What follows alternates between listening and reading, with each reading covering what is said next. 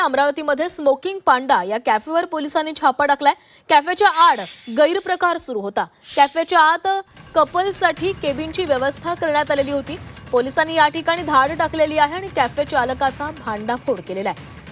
गाडगेनगर हद्दीतील स्मोकिंग पांडा उर्फ frozen delight नावानं सुरू असलेल्या कॅफेबाबत गोपनीय माहिती मिळाल्यानंतर पोलिसांनी या ठिकाणी छापा टाकून कारवाई केली।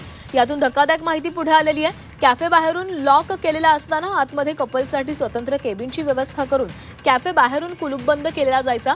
यासाठी कॅफे मालक तासाला सुमारे 400 रुपये आकारून केबिन उपलब्ध करून देत असल्याचं समोर आलं असून यामध्ये धक्कादायक प्रकारानं शहरात एकच खळबळ उडालेली आहे। पोलिसांनी कॅफेचे कुलूप तोडून आत असलेल्या युवक युवतींना बाहेर काढलं असून त्यांच्यावर गाडगेनगर पोलीस ठाण्यामध्ये नेऊन प्रतिबंधात्मक कारवाई केलेली आहे। दरम्यान पोलिसांनी संबंधित युवक युवतींच्या पालकांना बोलावून त्यांना त्यांच्या ताब्यामध्ये दिलेले आहे।